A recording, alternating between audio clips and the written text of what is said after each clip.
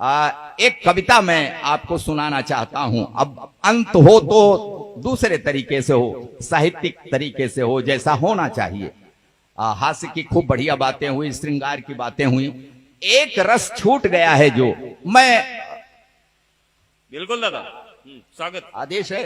बिल्कुल बिल्कुल। अरे तालियां बजाकर आप सब निवेदन करें दादा से। वाह, ये इसमें कविता जैसा कहीं कुछ मिल जाए तो वो आपकी समझदारी है, नहीं तो वर्णनात्मक शैली में ये मेरी कविता है। कुछ देखिए कविता के तत्व तो मिल जाए तो अच्छी बात है। एक सच्ची घटना प्रयागराज की। एक बाप के दो बेटे, दोनों अफसर।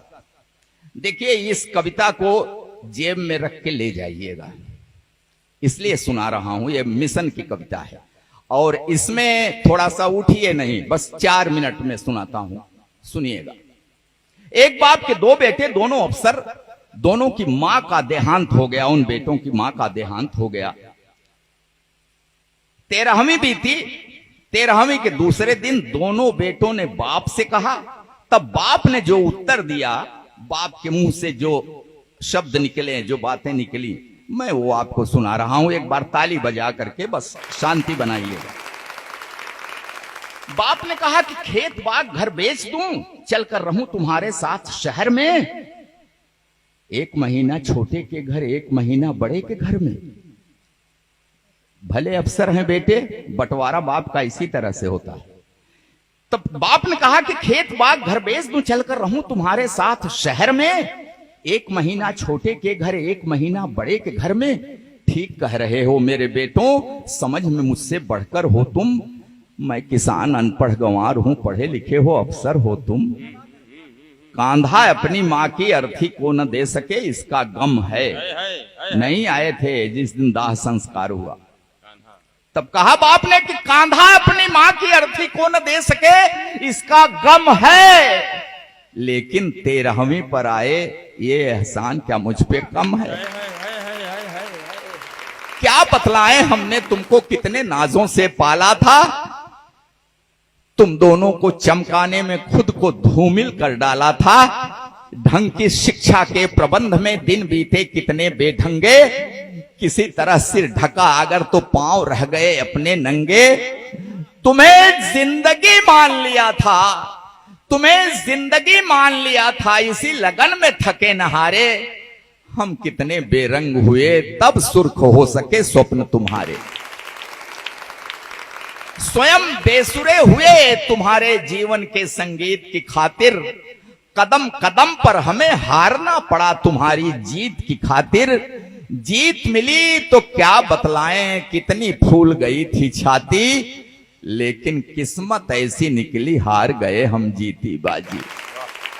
3 महीने तक मां तड़पी, तड़प तड़प कर देखी रास्ता। मगर न आए उसके बेटे, एक व्यस्त दूजा भी व्यस्त था। पूरी काया कान थी उसकी, हर आहट को आंक रही थी।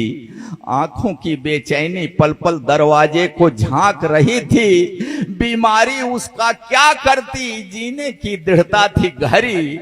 लेकिन अपने पन की टूटन शायद झेल न पाई ठठरी। मां करती रह गई प्रतीक्षा अपने बेटों के आने की। बेटे करते रहे प्रतीक्षा मां के प्राण निकल जाने की। अंतिम सांसों तक ममता की परछाई आंखों में देखा। पत्थर दिल वाले बेटों को पथराई आंखों में देखा। उम्मीदों की ढली दोपहर, एक कसैली सांझ हो गई।